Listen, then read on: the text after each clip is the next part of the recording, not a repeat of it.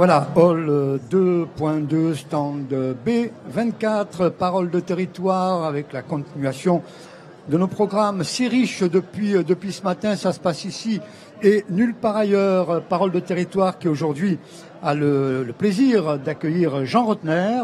Jean Rottner, président de la région Grand Est et vice-président de la mission Écoterre. Vous commencez à être un habitué de ce plateau. Merci à vous. Et tout à côté de moi, à ma droite exactement, Johan Nazarali, vous êtes cofondateur de MyFood. Messieurs, bonjour. Les nouvelles technologies dans le monde agricole, et puis là, il faut bien le préciser, la technologie doit renforcer le savoir-faire et en aucun cas s'y substituer. C'est une opinion tout à fait personnelle. L'humain doit toujours rester au centre de toutes nos préoccupations. Jean Rottner, ce n'est un secret pour personne. Le changement climatique est une réalité. Comment s'adapte votre région, notamment dans la sphère agricole, votre région qui est la première région agricole de France, il faut le préciser?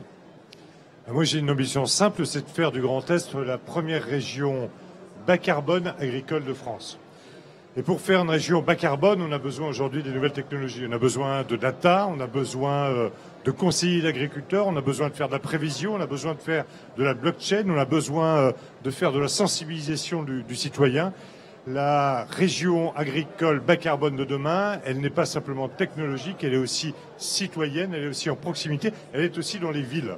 Et c'est cette organisation-là même qu'il faut petit à petit fonder, trouver, engager, animer. Mais nous essayons de le faire avec quand même un certain nombre d'aléas et d'aléas climatiques. Vous en parlez, notre forêt aujourd'hui subit des dégâts monstrueux liés à la sécheresse, liés aux scolytes. Par exemple, la sécheresse agricole en agriculture de montagne, eh bien, elle est bien présente et nous avons dû mener un plan d'urgence. Donc il faut être à la fois dans la prévision, il faut être dans l'anticipation, il faut être dans l'innovation et il faut savoir surtout faire confiance à nos agriculteurs. Vous les trouvez, vous êtes pour cette journée sur le salon de l'agriculture, vous passez la journée, je crois, sur ce salon. Vous les trouvez comment? Quel est leur état d'esprit? Ils doutent du regard que souvent les citoyens posent sur eux-mêmes. Et en même temps, moi, je suis toujours sidéré positivement par, vous savez, la petite lumière qu'ils ont au fond des yeux, qui est celle de la passion. Et quand on lie passion et innovation, on ne peut avoir que de bons résultats. Jean Rottner, la région accompagne beaucoup d'initiatives originales, notamment en termes de nouvelles technologies. Alors, je vais en citer une, la start-up Vitibot, qui accompagne les viticulteurs dans l'amélioration de leurs vignobles avec des solutions technologiques dernière génération, des robots viticoles autonomes et électriques. Il était important pour vous de soutenir une telle start-up? Oui, surtout que cette start-up s'inscrit dans une volonté des professionnels eux-mêmes d'avoir monté un contrat de filière que nous avons soutenu. Et ce contrat de filière, fixé par les viticulteurs eux-mêmes, il dit quelque chose de très simple. Plus d'herbicides à partir de 2025. Donc il faut avoir un robot intelligent qui permette de désherber. Donc il faut mettre en place une filière aujourd'hui industrielle. Il faut une filière de formation de nos jeunes qui permettent de s'occuper de ce type de nouveaux appareillages qui apparaissent dans nos vignes. Donc c'est quelque chose d'absolument fondamental. Vitibot, MyFood, ce sont des expériences absolument exceptionnelles que nous soutenons. À l'échelle de la région, sur un programme de 5 ans, c'est 200 start-up qui ont été attirées, pas simplement dans le milieu agricole, mais de manière générale, qui ont été attirées vers notre région. C'est énorme, c'est énorme. Et vous l'expliquez comment, cette attirance? Parce que les programmes de soutien sont là, on soutient les fonds propres, on soutient les premiers investissements, on accompagne, on a des incubateurs d'excellence, on a des programmes aussi qui lient start-up, collectivité territoriale et innovation de telle manière à ce que nous-mêmes, nous puissions aussi nous renouveler. Et il ne le sait pas encore, mais il va être sélectionné dans un programme qu'on appelle Grand Esteur, où MyFood a été retenu pour que justement cette start-up puisse œuvrer à l'intérieur même des collectivités. Et voilà, vous le savez maintenant, vous êtes sélectionné et vous êtes l'euro gagnant, un des euros gagnants. Ah, ça c'est une bonne nouvelle. C'est une bonne nouvelle. Alors, merci Président. Johan, alors MyFood, parlez-nous de MyFood.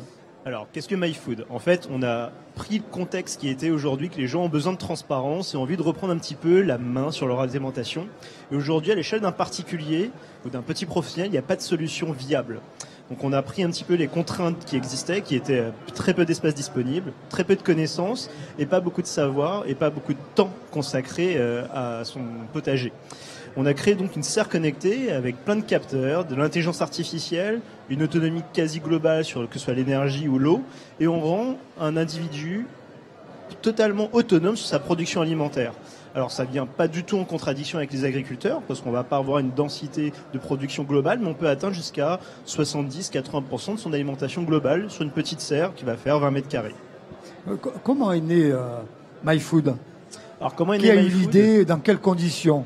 Alors, on n'était pas du tout issus du monde agricole, ni moi ni mes associés. C'est parti d'un besoin personnel, qui était de vouloir reprendre la main sur la traçabilité, sur la confiance et la qualité de son alimentation. Et on a commencé, comme beaucoup de monde, dans son jardin, dans notre cave plutôt, à bricoler le week-end, le samedi, dimanche, et puis pendant les vacances, jusqu'à arriver à un embryon d'entreprise qui était l'embryon de la serre qui est actuellement que l'on voit partout. Et au bout d'un moment, on s'est dit, mince, notre besoin, ce qu'on fait aujourd'hui intéresse beaucoup de monde. On a créé l'entreprise en 2015 et maintenant on a un peu plus de 250 serres déployées dans 14 pays. Cette serre connectée qui était présente donc l'année passée sur la précédente édition du Salon international de l'agriculture, c'est ça? Exactement, on était historiquement en fait la serre qui était devant le pavillon 2-2. Et cette année, on n'a pas pu être présent parce qu'on était à Las Vegas. On rentre tout juste de Las Vegas là pour le CES. On était bien mis en avant par la French Tech. Ce qui me paraît intéressant, je recevais sur ce même plateau samedi une start-up Kiné Quantum et ces jeunes qui ont monté cette start-up sur la santé connectée ne viennent pas du tout du milieu médical, c'est pas des médecins, rien du tout. Et puis voilà, ils se sont mis là-dedans avec cette kinésithérapie virtuelle, très intéressant. Et vous, Joanne, vous nous dites, on n'était pas du tout issus du milieu agricole. C'est une chance, ça aussi, cette prise d'initiative, président, de ces jeunes qui, grâce aux nouvelles technologies, créent des emplois, ont des carrières, innovent et font avancer le monde agricole. Je vous apprends rien en vous disant qu'on est en période électorale en ce moment. Et dans cette période électorale, on se rend bien compte que tous les citoyens se sentent concernés par le développement durable, par effectivement un engagement citoyen. Et ce à quoi vous faites référence, c'est l'engagement citoyen des jeunes aujourd'hui qui, grâce aux start-up, que l'on soit du milieu ou que l'on ne soit pas du milieu, à partir du moment où on est convaincu, où on cherche à inclure cette démarche dans une démarche de société, eh bien c'est gagnant. Moi, ça m'intéresse, ça. C'est de rompre un peu avec des cases et d'aller chercher des gens qui apprennent finalement à un système, à réfléchir différemment, à avoir aussi des succès issus finalement de compétences qui ne sont pas les compétences habituelles du secteur agricole. Eh bien c'est tant mieux. Ça redonne aussi du dynamisme, de l'espoir. Souvent, on en parlait tout à l'heure, à nos paysans qui se sentent un peu isolés. Mais aujourd'hui, quand on a un dispositif comme le nôtre qui permet à plus de 100 fermes sans exploitation de rentrer dans un dispositif qui s'appelle la ferme du futur, eh bien on s'inspire effectivement de ce que fait MyFood, on s'inspire de ce que fait l'industrie lourde et on l'applique aujourd'hui à une exploitation agricole. Et c'est garant de succès. Vous pensez que l'agriculture, le monde agricole, entre guillemets, avec beaucoup de guillemets, de papa, est dépassé aujourd'hui et qu'il faut immanquablement aller vers l'innovation, vers les nouvelles technologies, vers le numérique? Même la nouvelle technologie ne peut pas oublier l'histoire et l'agriculture de papa parce qu'elle peut lui apporter souvent plein de choses. Donc c'est pas un monde contre un autre, c'est deux mondes ensemble qui fusionnent, qui réfléchissent et qui trouvent des solutions. MyFood. Qu'est-ce que vous nous préparez pour l'avenir? Vous allez rester sur cette serre connectée ou vous avez d'autres idées?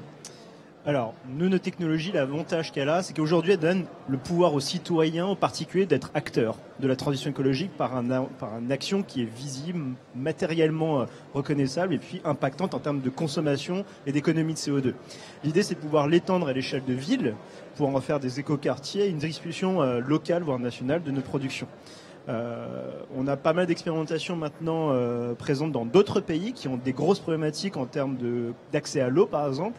On a des serres qui sont déployées au Qatar, des choses qui nous paraîtraient, à vrai dire, impossibles. Et aujourd'hui, ça devient possible de produire en local au Qatar, même sans eau. Voilà. Président, quels sont les grands projets, les grandes initiatives de la région en termes d'innovation technologique dans le monde agricole? La bioéconomie, c'est un des pans entiers de notre stratégie de développement. J'annoncerai demain un certain nombre de mesures en termes, par exemple, de bioéthanol et de soutien à cette filière qui en a besoin. Nous sommes aujourd'hui en matière de brassiculture très engagés parce que nous sommes une région importante dans ce domaine et que, à travers la culture bio recherchée aujourd'hui par le consommateur, bien la bière assure une vraie mutation. Nous réfléchissons à la transformation énergétique aussi de nos entreprises.